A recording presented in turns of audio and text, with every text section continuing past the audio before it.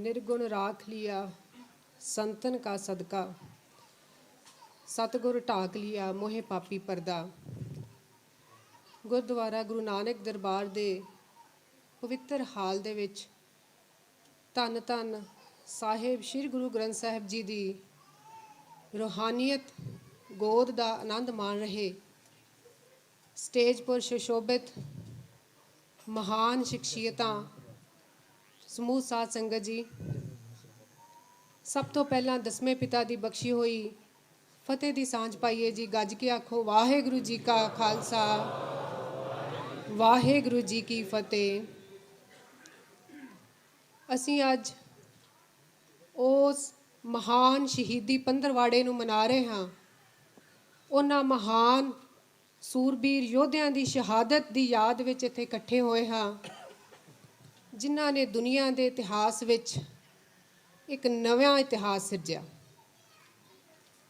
मेरे तो पहला इस मंच तो सिख पंथ के महान विद्वान आप सब जी नूं सरवण करवा रहे सन कि किवें गुरु साहिब जी का परिवार 6 तो 7 पोह की रात के विचकार आनंदपुर साहब जी का किला खाली करके निकलिया, सरसा नदी के कंढे उपर आके ऐसे विछोड़े पए ते बाद विच कदे परिवार संसारिक रूप में इकट्ठा नहीं होया। चमकौर की गढ़ी की जंग जिस दे इतिहास तो समूह सिख जगत जाणू है। एक बन्ने सरकारी फौजां सरकारी ताकत ते दूसरे बन्ने गुरु साहब जी की अगवाई दे विच मुट्ठी भर सिंह। लेकिन जिथे शहादतां की गल आउंदी है, सिख कौम की गुड़ती गुरु गोबिंद सिंह जी महाराज जी ने खालसा पंथ नूं पैदा ही खंडे की धार विचों कीता। गुरु साहब जी ने साडे प्यारिਆਂ दे सिर पहलां लए ते अमृत की दात बाद विच दित्ती। उपरंत स्क्रीन पर डिस्पले हो रही सी माता गुजर कौर ते छोटे साहिबजादियां दी। उन्हां नूं देख के बड़े मन दे विच वलवले उठ रहे सन कि किन्ना भावुक समा सी ओ, किहो जिहा घोर समा सी ओ। बिखड़ा पैंडा गुरु माता जी ते साहिबजादियां दे उपर आया। ठंडे बुरज दे विच अपनी दादी जी दे पासों अपने वड्डे वडेरियां दीयां गाथावां सुन के शहादत लई तैयार होए।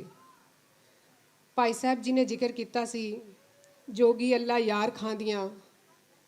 जोगी अल्लाह यार खां ने गुरु साहब जी के इतिहास नूं बहुत ही भावुक शब्दों विच कलमबंद किया। माता गुजर कौर दे वलवले जदों छोटे साहिबजादियां नूं शहादत लई तैयार करके वजीर खान की कचहरी विच भेजदे ने, उन्हां दे वलवलिਆਂ नूं कलमबंद करते हुए अल्लाह यार खां लिखदा कि आखिरले दिन जदों माता जी छोटे साहिबजादियां नूं अपने कोलों विदा करन लगे ने, वो कहते जाने से पहले आओ तुझे गले से लगा तो लूँ, केसों में कंघी करूँ जरा मुँह धुला तो लूँ, नन्हे से चेहरों पर कलगी सजा तो लूँ, मरने से पहले तुझे दूल्हा बना तो लूँ। अजिही कुर्बानी अजिहे वलवले अजिहे ख्याल केवल दसम पिता के परिवार दे ही साध संगत जी लेखे विच लगे ने। कहते ने इतिहास अपने आप नूं दोहराउंदा। जून 1984 दे जंग नूं जेकर आप चमकौर की गढ़ी दे नाल जोड़ के वेखीए तो मेरा ख्याल कोई अतकथनी नहीं होएगी। भावें मेरी उम्र उस समय बहुत छोटी सी अते मैं 2 जून तो बाद जिहड़ा करफ्यू दे विच ढिल दित्ती गई, मैं अपने दादी जी दे नाल उत्थों निकल आई। साडा भी परिवार साध संगत जी 2 जून नूं आखिरी बार इकट्ठा होया सी। मैनूं याद है कि मेरे फादर साहब ने लास्ट मेरे मदर मेरी छोटी सिस्टर मैं भी ते मेरे दादी जी जदों उत्थे बैठे सी, उन्होंने बड़े क्लीयर शब्दों में सानूं ये दस्सिया सीगा कि तुसीं तुरंत कैंपस चों बाहर हो जाओ तो साडा समा आ गया असीं शहीद होना। कहण तो भाव कि शहादतां बड़े तरह दीयां हुंदियां ने। ਤੁਰੇ ਜਾਂਦੇ ਅਚਾਨਕ ਘੇਰਾ ਪੈ ਜਾਣਾ, ਮੁਕਾਬਲਾ ਹੋ ਜਾਣਾ, ਸ਼ਹੀਦ ਹੋ ਜਾਣਾ, ਇਹ ਵੀ ਇੱਕ ਸ਼ਹਾਦਤ ਹੈ। ਪਿੱਠ ਵਿੱਚ ਗੋਲੀ ਲੱਗ ਕੇ ਡਿੱਗ ਜਾਣਾ, ਇਹ ਵੀ ਇੱਕ ਸ਼ਹਾਦਤ ਹੈ। ਪਰ ਕਮਿਟਡ ਹੋ ਕੇ ਉਸ ਸਮੇਂ ਦਾ ਇੰਤਜ਼ਾਰ ਕਰਨਾ ਔਰ ਗੁਰੂ ਸਾਹਿਬ ਜੀ ਦੇ ਅੱਗੇ ਅਰਦਾਸ ਕਰਨੀ ਕਿ ਜਦੋਂ ਵੀ ਸੱਚੇ ਪਾਤਸ਼ਾਹ ਜਬ ਆਪ ਕੀ ਔਧ ਨਿਧਾਨ ਬਣੇ ਅਤ ਹੀ ਰਣ ਮੈਂ ਤਬ ਜੂਝ ਮਰੋ, ਕਿਰਪਾ ਕਰਿਓ ਕਿ ਗੋਲੀ ਸੀਨੇ ਵਿੱਚ ਲੱਗੇ, ਇਹ ਇੱਕ ਅਨੋਖੀ ਤਰ੍ਹਾਂ ਦੀ ਸ਼ਹਾਦਤ ਹੈ। ਉਹ ਸਾਰਾ ਸਮਾਂ ਇੱਕ ਬੰਨੇ ਜਿਵੇਂ ਚਮਕੌਰ ਦੀ ਗੜੀ ਦੇ ਵਿੱਚ ਮੁੱਠੀ ਭਰ ਸਿੰਘ, ਸੀਮਤ ਸਾਧਨ, ਭੁੱਖੇ ਭਾਣੇ, ਤੇ ਦੂਜੇ ਬੰਨੇ ਸਮੇਂ ਦੀ ਸਰਕਾਰ ਜਿਨ੍ਹਾਂ ਨੂੰ ਤਾਜ਼ਾ ਦਮ ਫੌਜ ਵੀ ਮਿਲ ਰਹੀ ਹੈ, ਹਥਿਆਰ ਵੀ ਬਹੁਤਾਤ ਵਿੱਚ ਨੇ, ਤੇ ਪੂਰਾ ਪਿੱਛੋਂ ਬੈਕਅਪ ਹੋ ਰਿਹਾ, ਤੇ ਦੂਜੇ ਬੰਨੇ ਭੁੱਖੜ ਭਾਣੇ ਸਿੰਘ ਕਿਵੇਂ ਲੜ ਕੇ ਕਿਵੇਂ ਸ਼ਹਾਦਤਾਂ ਪਾਈਆਂ। ਇਸੇ ਤਰ੍ਹਾਂ ਜੂਨ 1984 ਦੇ ਵਿੱਚ ਇੱਕ ਬੰਨੇ ਸਮੇਂ ਦੀ ਸੈਂਟਰ ਸਰਕਾਰ, ਬਖਤਰਬੰਦ ਗੱਡੀਆਂ, AZ ਸੁਰੱਖਿਆ ਵਾਲੀ ਆਰਮੀ, ਟੈਂਕਾਂ ਦੇ ਗੋਲੇ, ਤੇ ਦੂਜੇ ਬੰਨੇ ਬਿਨਾਂ ਬਿਜਲੀ, ਬਿਨਾਂ ਪਾਣੀ ਤੋਂ। ਮੈਨੂੰ ਯਾਦ ਆ ਲਾਸਟ ਟਾਈਮ ਜਦੋਂ ਅਸੀਂ ਮੋਰਚਿਆਂ ਦੇ ਉੱਤੇ ਮੈਂ ਵੀ ਇੱਕ ਸਿੰਘ ਦੇ ਨਾਲ ਗਈ, ਮੈਨੂੰ ਹੁਣ ਉਸ ਦਾ ਨਾਮ ਵਿਸਰ ਗਿਆ, ਤਾਂ ਉਹ ਬਾਲਟੀਆਂ ਦੇ ਵਿੱਚ ਭੁੱਜੇ ਹੋਏ ਚਨੇ ਛੋਲੇ ਸਿੰਘਾਂ ਨੂੰ ਜਿਹੜਾ ਉਹ ਵਰਤਾ ਰਹੇ ਸੀਗੇ। ਇਹ ਮਈ ਦੇ ਲਾਸਟ ਵੀਕ ਦੀ ਗੱਲ ਆ। ਤਾਂ ਉਸ ਸਮੇਂ ਦੇ ਉੱਤੇ ਜਦੋਂ ਉਹ ਛੋਲਿਆਂ ਦੇ ਬੁੱਕ ਭਰ ਭਰ ਕੇ ਸਿੰਘਾਂ ਕੋਲੇ ਰੱਖਦੇ ਸੀਗੇ ਤਾਂ ਉਹ ਆਪਸ ਦੇ ਵਿੱਚ ਇੰਜ ਮਜ਼ਾਕ ਕਰਦੇ ਸੀਗੇ ਜਿਵੇਂ ਕਹਿੰਦੇ ਤੇਰਾ ਇਹਨਾਂ 2 ਬੁੱਕਾਂ ਨਾਲ ਸਰ ਜਾਣਾ, ਤੈਨੂੰ ਬਹੁਤ ਹੈ।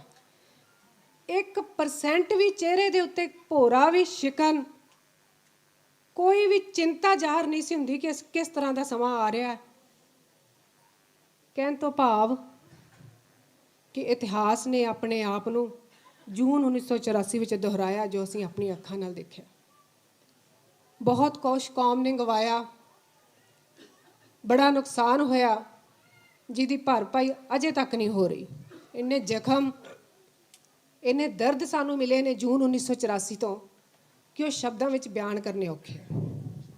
ਸਾਧ ਸੰਗਤ ਜੀ, ਮੇਰਾ ਜਨਮ ਭਾਵੇਂ ਸੰਤ ਗਿਆਨੀ ਕਰਤਾਰ ਸਿੰਘ ਜੀ ਖਾਲਸਾ ਭਿੰਡਰਾਂ ਵਾਲਿਆਂ ਦੀ ਕੁੱਲ ਵਿੱਚ ਹੋਇਆ, ਪਰ ਭਾਗਾਂ ਵਿੱਚ ਕੋਈ ਕਮੀ ਰਹਿ ਗਈ ਸੀ, ਜਿਸ ਕਰਕੇ ਉਹਨਾਂ ਦੀ ਗੋਦੀ ਦਾ ਆਨੰਦ ਨਹੀਂ ਮਾਣ ਸਕੀ। ਮੇਰਾ ਜਨਮ ਉਹਨਾਂ ਦੇ ਸੱਚਖੰਡ ਪਿਆਨਾ ਕਰਨ ਤੋਂ ਥੋੜ੍ਹਾ ਟਾਈਮ ਬਾਅਦ 'ਚ ਹੋਇਆ। ਲੇਕਿਨ ਸੰਤ ਗਿਆਨੀ ਜਰਨੈਲ ਸਿੰਘ ਜੀ ਖਾਲਸਾ ਭਿੰਡਰਾਂ ਵਾਲਿਆਂ ਦੀ ਗੋਦੀ ਦਾ ਆਨੰਦ ਰੱਜ ਕੇ ਮਾਣਿਆ।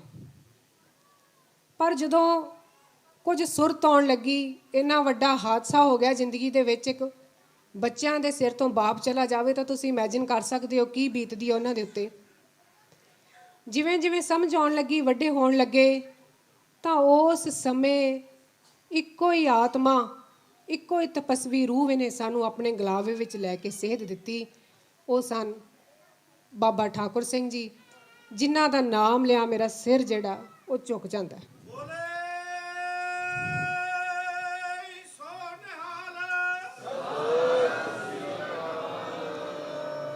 ਬਾਬਾ ਠਾਕੁਰ ਸਿੰਘ ਜੀ ਨੇ ਇੰਨਾ ਪਿਆਰ, ਇੰਨੀ ਗਾਈਡੈਂਸ, ਇੰਨਾ ਆਸ਼ੀਰਵਾਦ, ਇੰਨਾ ਰੂਹਾਨੀਅਤ ਭਰਿਆ ਜਿਹੜਾ ਉਹਨਾਂ ਦਾ ਵਿਚਾਰ ਸੀ, ਜਿਹੜੇ ਸਾਡੇ ਨਾਲ ਉਹ ਸਾਂਝੇ ਕਰਦੇ ਸੀ, ਇੰਨੀ ਗਾਈਡੈਂਸ ਦਿੰਦੇ ਸੀ ਸਾਨੂੰ ਕਿ ਵਾਕਿਆ ਹੀ ਸਾਡੇ ਲਈ ਉਹ ਬੜੇ ਭਾਗਾਂ ਵਾਲੀ, ਬੜੀ ਮਾਣ ਦੀ ਗੱਲ ਸੀ ਕਿ ਉਹਨਾਂ ਨੇ ਸਾਨੂੰ ਉਸ ਵਿਖੜੇ ਸਮੇਂ ਦੇ ਵਿੱਚ, ਜਦੋਂ ਸਾਡੇ ਆਪਣੇ ਵੀ ਸਾਥ ਛੱਡ ਗਏ ਸੀ, ਉਹ ਸਾਰੀ ਕੌਮ 'ਤੇ ਹੀ ਐਸਾ ਸਮਾਂ ਸੀਗਾ ਜਦੋਂ ਬੱਚੇ ਸਿੰਘਾਂ ਦੇ ਯਤੀਮ ਹੋ ਗਏ, ਮਾਂ-ਬਾਪ ਬਜ਼ੁਰਗ ਇਕੱਲੇ ਰਹਿ ਗਏ। ਐਸਾ ਦਹਾਕਾ ਚੱਲਿਆ, ਕੁਝ ਜੂਨ 1984 ਵਿੱਚ ਸ਼ਹੀਦ ਹੋਏ, ਅਤੇ ਕਈ ਬਾਅਦ ਵਿੱਚ ਸਰਕਾਰ ਦੀਆਂ ਇੰਨੀਆਂ ਭੜਕਾਊ ਦਲੀਲਾਂ ਅਤੇ ਸਰਕਾਰ ਦੇ ਵਤੀਰੇ ਤੋਂ ਤੰਗ ਆ ਕੇ ਉਹਨਾਂ ਨੇ ਹੱਥਾਂ ਵਿੱਚ ਗੰਨਾਂ ਚੁੱਕੀਆਂ ਅਤੇ ਸ਼ਹੀਦ ਹੋਏ। ਐਸੇ ਭਿਅੰਕਰ ਸਮੇਂ ਦੇ ਵਿੱਚ ਕੌਮ ਨੂੰ ਜੇ ਗਲਵਕੜੀ ਵਿੱਚ ਲੈ ਕੇ ਕਿਸੇ ਨੇ ਸਿਕਿਉਰ ਕਰਕੇ ਰੱਖਿਆ ਤਾਂ ਉਹ ਕੇਵਲ ਬਾਬਾ ਠਾਕੁਰ ਸਿੰਘ ਜੀ ਦੇ ਹਿੱਸੇ ਆਇਆ।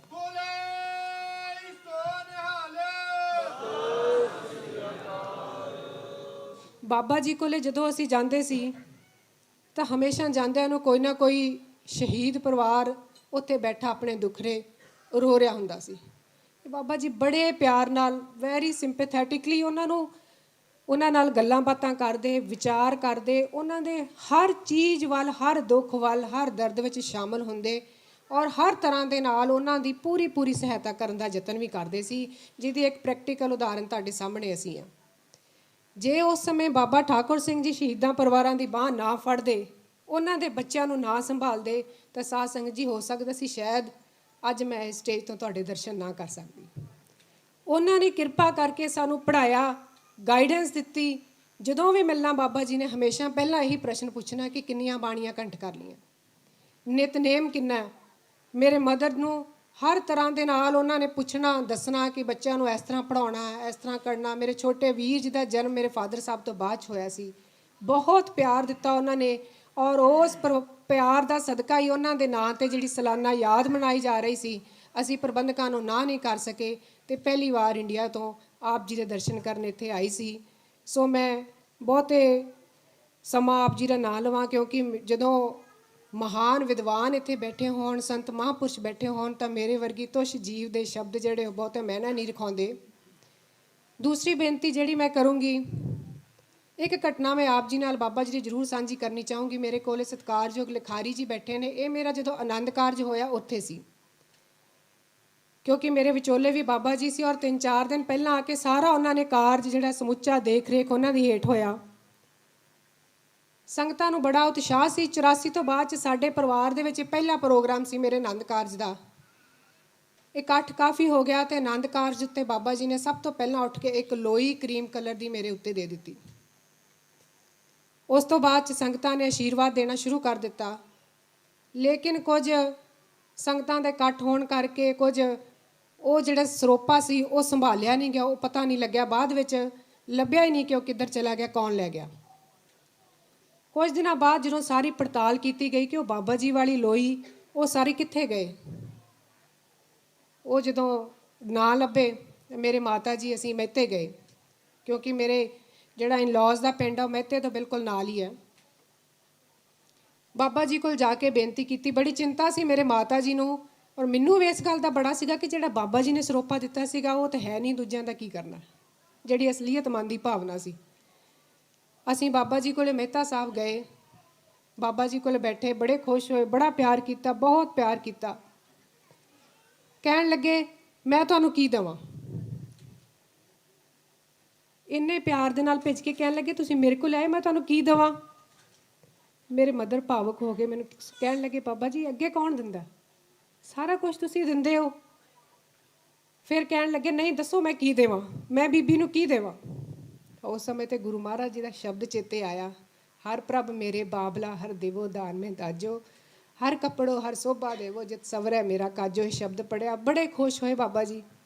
ਫਿਰ ਬੇਨਤੀ ਕੀਤੀ ਕਿ ਬਾਬਾ ਜੀ ਆਪ ਜੀ ਦੇ ਵੱਲੋਂ ਦਿੱਤਾ ਗਿਆ ਜਿਹੜਾ ਸਰੋਪਾ ਸੀ ਉਹ ਤਾਂ ਲੱਭਾ ਹੀ ਨਹੀਂ, ਸੰਗਤ ਵਿੱਚ ਪਤਾ ਨਹੀਂ ਕੌਣ ਲੈ ਗਿਆ। ਅਤੇ ਸਾਡੇ ਮਨ 'ਚ ਬੜੀ ਭਾਰੀ ਦੁਬਿਧਾ ਹੈ ਕਿ ਆਪ ਜੀ ਦਾ ਸਰੋਪਾ ਗੁੰਮਣਾ ਨਹੀਂ ਸੀ ਚਾਹੀਦਾ, ਗੁਆਚਣਾ ਨਹੀਂ ਸੀ ਚਾਹੀਦਾ। ਬਾਬਾ ਜੀ ਕਹਿੰਦੇ ਅੱਛਾ ਇਹ ਗੱਲ ਹੈ, ਕੋਈ ਗੱਲ ਨਹੀਂ। ਨਾਲ ਹੀ ਗੜਵਈ ਸਿੰਘ ਨੂੰ ਆਵਾਜ਼ ਮਾਰੀ, ਕਹਿੰਦੇ ਹੋਰ ਸ਼ਾਲ ਲਿਆਓ।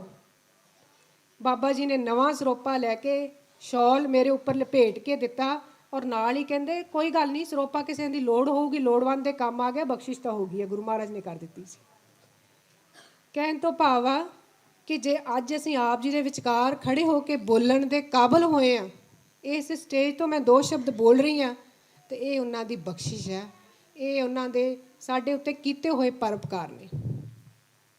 ਦੂਸਰੀ ਖੁਸ਼ੀ ਮੈਨੂੰ ਇੱਥੇ ਵਿਦੇਸ਼ ਵਿੱਚ ਆ ਕੇ ਇਹ ਹੋਈ ਸੀ ਕਿ ਇਹ ਵੀ ਸਾਡੇ 'ਤੇ ਬਾਬਾ ਜੀ ਦਾ ਵੱਡਾ ਪਰਉਪਕਾਰ ਹੈ ਕਿ ਉਹ ਨਾ ਕੇਵਲ ਪੰਜਾਬ ਹਿੰਦੁਸਤਾਨ ਦੀ ਧਰਤੀ 'ਤੇ, ਬਲਕਿ ਕਿੱਡੀ ਕਿੱਡੀ ਦੂਰ ਗੋਰਿਆਂ ਦੀ ਧਰਤੀ ਜਿਨ੍ਹਾਂ ਨੇ 200 ਸਾਲ ਸਾਡੇ 'ਤੇ ਰਾਜ ਕੀਤਾ, ਇੱਥੇ ਵੀ ਸਿੱਖੀ ਦੇ ਅਜਿਹੀ ਜਾਗ ਲਾਈ ਹੈ ਕਿ ਮੈਂ ਸਿੱਖਾਂ ਦਾ ਜੀਵਨ, ਸਿੰਘਾਂ ਦਾ ਜੀਵਨ ਵੇਖ ਕੇ ਹੈਰਾਨ ਹਾਂ। ਇੱਕ ਤੋਂ ਇੱਕ ਚੜ੍ਹਦੀ ਆ, ਚੜ੍ਹਦੀ ਕਲਾ ਵਾਲੇ ਸਿੰਘ, ਉਹਨਾਂ ਨੂੰ ਗੁਰੂ ਮਹਾਰਾਜ ਦੀ ਹਜ਼ੂਰੀ 'ਚ ਮੈਂ ਸਿਰ ਨਹੀਂ ਝੁਕਾ ਸਕਦੀ, ਪਰ ਨਮਸਕਾਰ ਕਰਨੀ ਬਣਦੀ ਹੈ। ਇਹ ਸਾਰਾ ਬਾਬਾ ਜੀ ਦਾ ਪਰਉਪਕਾਰ ਹੈ ਕਿ ਉਹਨਾਂ ਨੇ ਅਜਿਹੀ ਜਾਗ 7 ਸਮੁੰਦਰ ਪਾਰ ਇਸ ਧਰਤੀ ਦੇ ਉੱਤੇ ਲਾਈ ਹੈ। ਅਸੀਂ ਉਹਨਾਂ ਦਾ ਦੇਣ ਕਦੇ ਦੇ ਨਹੀਂ ਸਕਦੇ। ਸਾਡੇ ਕੋਲ ਹਮੇਸ਼ਾ ਉਸ ਤਪਸਵੀ ਰੂਹ ਦੇ ਗੁਣ ਬਿਆਨ ਕਰਨ ਲਈ ਸ਼ਬਦਾਂ ਦੀ ਘਾਟ ਮਹਿਸੂਸ ਹੁੰਦੀ ਰਹੇਗੀ।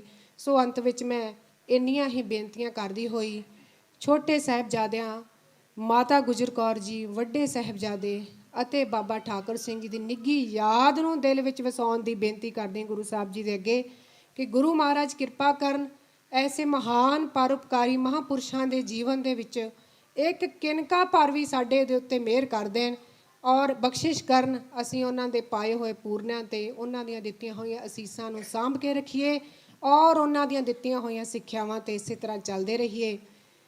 ਮੈਂ ਧੰਨਵਾਦੀ ਹਾਂ ਇੱਥੋਂ ਦੇ MMA ਕਲੱਬ ਦੇ ਕੁਝ ਸਿੰਘ ਸੀ ਜਿਹੜੇ ਪਿਛਲੇ ਕੁਝ ਸਾਲਾਂ ਤੋਂ ਮੇਰੇ ਕੋਲੇ ਸਕੂਲ ਦੇ ਵਿੱਚ ਜਾਂਦੇ ਸੀਗੇ।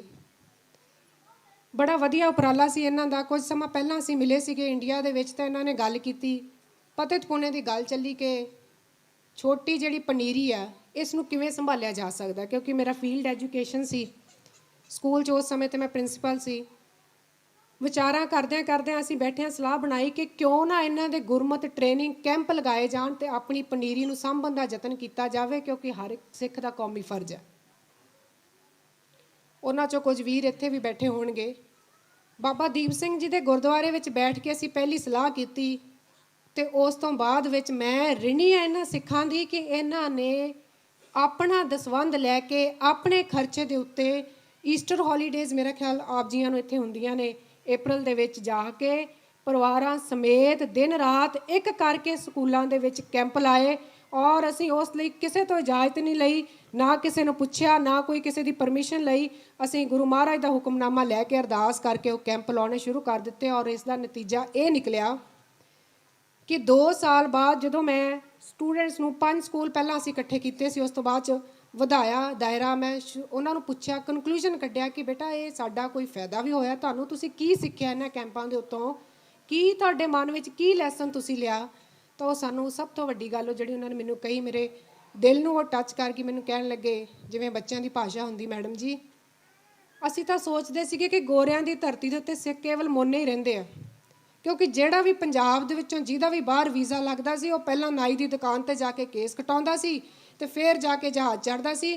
ਕਹਿੰਦਾ ਚੜ੍ਹਦੀ ਕਲਾ ਵਾਲੇ ਸਿੰਘ ਔਰ ਇੰਨੀ ਫਰਾਟੇਦਾਰ ਇੰਗਲਿਸ਼ ਬੋਲਣ ਵਾਲੇ ਉੱਥੋਂ ਦੀ ਧਰਤੀ ਤੋਂ ਇੱਥੇ ਆ ਕੇ ਸਾਨੂੰ ਟੀਚ ਕਰਦੇ ਆ।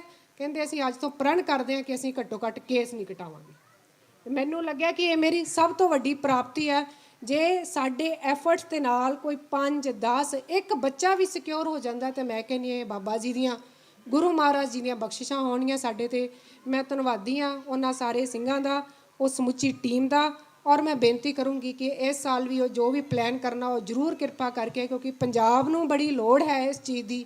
ਅਸੀਂ ਆਪਣੀ ਪਨੀਰੀ ਨੂੰ ਸਾਂਭੀਏ, ਆਪਣੇ ਬੱਚਿਆਂ ਨੂੰ ਸਿਧਾਂਤਾਂ ਨਾਲ ਜੋੜੀਏ, ਜੜ੍ਹਾਂ ਨਾਲ ਜੋੜੀਏ, ਕਿਉਂਕਿ ਮੈਨੂੰ ਪੂਰੀ ਉਮੀਦ ਹੈ ਕਿ ਜਿਹੜਾ ਰੁੱਖ ਆਪਣੀਆਂ ਜੜ੍ਹਾਂ ਨਾਲ ਜੁੜਿਆ ਰਹਿੰਦਾ ਉਹ ਹਮੇਸ਼ਾ ਹਰਿਆ ਭਰਿਆ ਰਹਿੰਦਾ। ਇਹ 10ਵੇਂ ਪਾਤਸ਼ਾਹ ਦੀ ਸਿੱਖੀ ਆ। ਬੇਸ਼ੱਕ ਅੱਜ ਸਾਡੀ ਸਿੱਖੀ 'ਤੇ ਬੜੇ ਸਿਧਾਂਤਕ ਵਾਰ ਹੋ ਰਹੇ ਨੇ, ਕਿਉਂਕਿ ਸਾਧ ਸੰਗਤ ਜੀ ਅੱਜ ਦੀ ਲੜਾਈ ਹਥਿਆਰਾਂ ਦੀ ਲੜਾਈ ਨਹੀਂ ਹੈ।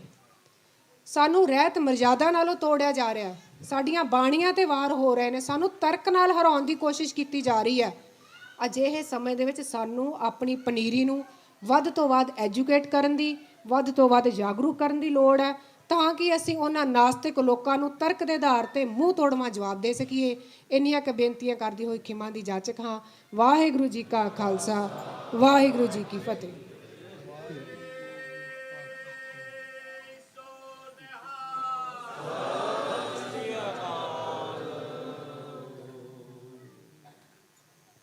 ਵਾਹਿਗੁਰੂ ਜੀ ਕਾ ਖਾਲਸਾ, ਵਾਹਿਗੁਰੂ ਜੀ ਕੀ ਫਤਿਹ। ਇਹ ਸਨ ਭੈਣ ਜੀ ਸਤਵੰਤ ਕੌਰ, ਅਮਰ ਸ਼ਹੀਦ ਭਾਈ ਸਾਹਿਬ ਭਾਈ ਅਮਰੀਕ ਸਿੰਘ ਜੀ, ਪ੍ਰਧਾਨ ਆਲ ਇੰਡੀਆ ਸਿੱਖ ਸਟੂਡੈਂਟ ਫੈਡਰੇਸ਼ਨ, ਉਹਨਾਂ ਦੀ ਹੋਣਹਾਰ ਸਪੁੱਤਰੀ, ਜਿਨ੍ਹਾਂ ਨੇ ਆਪਦੇ ਜੀਵਨ ਬਾਰੇ ਆਪ ਸੰਗਤਾਂ ਨੂੰ ਚਾਨਣਾ ਪਾਇਆ ਹੈ। ਸੋ ਭੈਣ ਜੀ ਦਾ ਇੱਥੇ ਆਉਣ 'ਤੇ ਅਸੀਂ ਸਾਰੇ ਹੀ ਸਿੰਘਾਂ ਵੱਲੋਂ ਤਹਿ ਦਿਲ ਤੋਂ ਧੰਨਵਾਦ ਕਰਦੇ ਹਾਂ, ਜਿਉਂ ਆਖਦੇ ਹਾਂ। ਸੋ ਮੈਂ ਬੇਨਤੀ ਕਰੂੰਗਾ ਕਿ ਜੋ ਸੰਤ ਬਾਬਾ ਬਲਦੇਵ ਸਿੰਘ ਜੀ ਅਤੇ ਸਿੱਖ ਟੂ ਇੰਸਪਾਇਰ ਦੇ ਸਿੰਘ, ਨਾਲ ਦਮਦਮੀ ਟਕਸਾਲ ਦੇ ਸਿੰਘ, ਸੋ ਸਾਰਿਆਂ ਨੂੰ ਬੇਨਤੀ ਹੈ ਕਿ ਆਪਾਂ ਭੈਣ ਜੀ ਦਾ ਸਨਮਾਨ ਕਰਨਾ ਹੈ। ਸੋ ਸਿੰਘਾਂ ਨੂੰ ਬੇਨਤੀ ਹੈ, ਨਾਲ ਹੀ ਜੋ ਭਾਈ ਜਰਨੈਲ ਸਿੰਘ ਜੀ, ਸ਼ਹੀਦ ਭਾਈ ਅਮਰੀਕ ਸਿੰਘ ਜੀ, ਉਹਨਾਂ ਦੇ ਜੋ ਜਵਾਈ ਭੈਣ ਜੀ ਦੇ ਹਸਬੈਂਡ, ਇਹ ਉਹ ਸਿੰਘ ਹਨ ਸਾਧ ਸੰਗਤ ਜੀ। ਕਿਉਂਕਿ ਕਈ ਵਾਰੀ ਆਪਾਂ ਨੂੰ ਪਤਾ ਉਸ ਬਾਰੇ ਨਹੀਂ ਹੁੰਦਾ, ਪਰ ਸਾਡਾ ਇਹ ਫਰਜ਼ ਬਣਦਾ ਵੀ ਆਪ ਜੀ ਨੂੰ ਜਾਣਕਾਰੀ ਦੇ ਦਈਏ। ਭਾਈ ਜਰਨੈਲ ਸਿੰਘ ਜੀ, ਜਦੋਂ ਸੰਤ ਜਰਨੈਲ ਸਿੰਘ ਜੀ ਖਾਲਸਾ ਪਿੰਡਾਂ ਵਾਲਿਆਂ ਨੂੰ ਬੰਬੇ ਵਿੱਚ ਘੇਰਾ ਪਿਆ 30,000 ਦੀ ਫੌਜ ਨੇ ਘੇਰਾ ਪਾਇਆ। ਉਸ ਵੇਲੇ ਇਹਨਾਂ ਦੇ ਪਿਤਾ ਭਾਈ ਜਰਨੈਲ ਸਿੰਘ ਜੀ ਉਹਨਾਂ ਦੇ ਸਰਦਾਰ ਦਾਰਾ ਸਿੰਘ ਜੀ, ਉਹਨਾਂ ਨੇ ਸੰਤਾਂ ਦੇ ਨਾਲ ਜੋ ਪੰਜਾਬ ਪਹੁੰਚੇ ਸਨ, ਇਹ ਉਹਨਾਂ ਦੇ ਸੁਪੁੱਤਰ ਹਨ। ਸੋ ਉਹਨਾਂ ਦਾ ਵੀ ਆਪਾਂ ਸਨਮਾਨ ਕਰਨਾ ਹੈ। ਸੋ ਮੈਂ ਬੇਨਤੀ ਕਰੂੰਗਾ ਗਿਆਨੀ ਪ੍ਰੀਤਮ ਸਿੰਘ ਜੀ, ਗਿਆਨੀ ਗੁਰਦੇਵ ਸਿੰਘ ਜੀ, ਮਹਾਂਪੁਰਖਾਂ ਨੂੰ, ਸੰਤ ਬਾਬਾ ਬਲਦੇਵ ਸਿੰਘ ਜੀ, ਸਾਰੇ ਜਣੇ ਆਪ ਜੀ ਇਕੱਤਰ ਹੋ ਕੇ ਭੈਣ ਜੀ ਨੂੰ ਬੇਨਤੀ ਹੈ।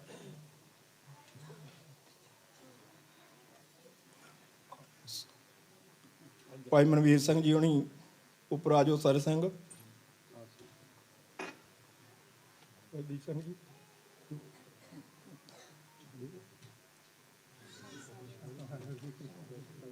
ਬੋਲੇ ਸੋ ਨਿਹਾਲ।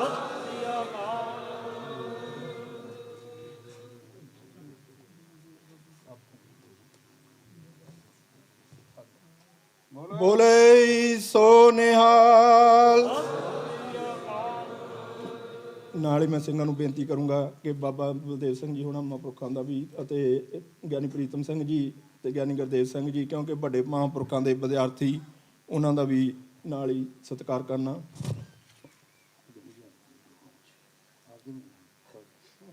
ਬੋਲੇ ਸੋ ਨਿਹਾਲ।